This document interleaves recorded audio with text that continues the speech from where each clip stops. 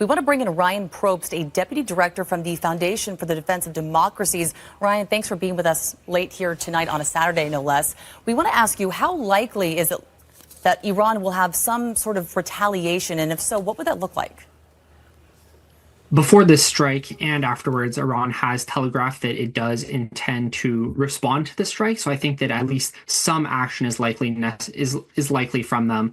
However, because their command and control and military has been heavily degraded by previous Israeli strikes, it's possible that attack cannot be devastating as one might have expected prior to the Israeli strikes. And Ryan, we were hearing from President Trump there saying it is either peace or tragedy for Iran. What do you make of a statement like this after this operation tonight? What he meant by that is that operations against Iran are going to continue until there's some sort of negotiated settlement with regards to Iran's nuclear program. He made it very clear that no enrichment is kind of the red line for the U.S. at the negotiating table right now. So unless Iran decides to give that up, we should expect to see more strikes going forward. And this could be against further nuclear facilities, against Iranian military targets, or against things that support the Iranian regime. Like their propaganda apparatus. And Ryan, that is counter to some reporting that we've heard tonight with the White House saying that, quote, this is it in terms of this particular airstrike operation on Iran. It sounds like you don't necessarily buy into that. And, you know, the president did say that, you know, quote, this was a spectacular success. But if for some reason perhaps one of these facilities was not totally obliterated, as he said, would you anticipate them going back to, for lack of a better phrase, finish the job? Or do you necessarily believe the White House when it says that, quote, this is it, at least for now? I certainly believe that the White House wants that to be it for now. It seems like they were pretty confident that those targets have been destroyed, which I imagine is based on U.S. intelligence reports. And basically what they're trying to do now is create an opportunity for some sort of negotiated settlement, but they indicated that there will be more rounds of strikes if those negotiations aren't successful. So they're kind of using military power to set the table for negotiations. And Ryan, I know we've talked a lot about these bombs, the bunker buster bombs that have been used in these attacks or were expected to be used. Can you explain why the U.S. has them and why other countries don't, and why that is why the U.S. was the one who kind of had to do this attack if it were to be done on a nuclear site? Absolutely. So the bomb used is called the GBU-57 Massive Ordnance Penetrator. It's one of the largest bunker busters in the world. And the reason we're the only nation that can employ it is because we're the only nation among our allies that has bombers like the B-2 Spirit. And these bombs weigh 30,000 pounds each. For reference, a 2,000 or 5,000 pound bomb would be considered pretty large when used by other aircraft. And so because we were the only nation to have these bombs and possess the planes capable of using them, that's why Israel couldn't strike these facilities like Fordo initially. Worried. And we're now going to bring in our Stephen Quinn. Stephen. Thank you, Rob. Ryan, one of the questions I wanted to ask for you, you heard the president there essentially lay down the gauntlet to Iran, right? Peace or tragedy.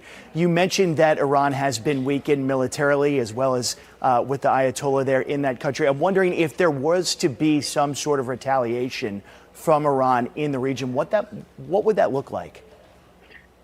So the most likely way Iran's going to retaliate is with their arsenal of short-range ballistic missiles. These are capable of hitting our bases in the Gulf in places like Saudi Arabia, Bahrain, Qatar, and the UAE. While their medium-range ballistic missiles have been, to some degree, used up on Israel, they haven't been using their short-range ballistic missiles because they can't reach that far. Potentially another thing that they could do is try to shut the Strait of Hormuz, through which a large portion of the world's oil passes through. And we saw a second U.S. carrier strike group moving into the region, and that's likely to deter Iran from doing so or to reopen the strait by force if necessary. And Ryan, before we let you go tonight, just to wrap things up, for Americans who are watching these drastic developments tonight, who are wondering just how concerned should I be? What does this mean now for the future of our country, for the future of our security? Should I be concerned as I go to bed tonight? What would you say to people who don't really know necessarily what to take away from this, and how worried should Americans be about the situation we could not be facing? So I think they should kind of take heart by the fact that this strike does seem to have been a success so far, and Iran hasn't retaliated yet, in large part due to the success that Israel had over the past week. There is a bit of concern in the days ahead over whether or not Iran will retaliate and strike our bases in the Gulf or conduct terrorist attacks elsewhere, and what the negotiations mean for the medium term. But I'd say to Americans sitting in their home today, there's very little risk. Joining us now is Ryan Probst, a deputy director from the Foundation for Defense of Democracies. Ryan, thanks for being here tonight. So the president has warned Iran against any sort of retaliation. If Iran went against that warning and did decide to retaliate, what could that potentially look like? And then what potentially could the U.S.'s response to that look like?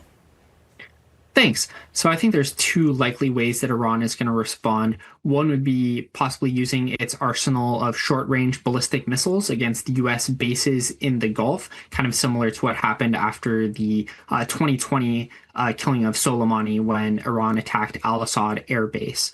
If that was the case, we could expect to see U.S. strikes against these Iranian ballistic missile launchers and potentially Iran's command and control infrastructure. The second possible way that Iran could respond would be by trying to close the Strait of Hormuz, through which a large percentage of the world's oil passes through. And if that's the case, we should expect to see the U.S. Navy try to reopen the Strait of Hormuz by force. That's why an additional carrier strike group was sent to the Middle East this week. And Ryan, if it was a small response, would President Trump consider ending military action at that point, do you think?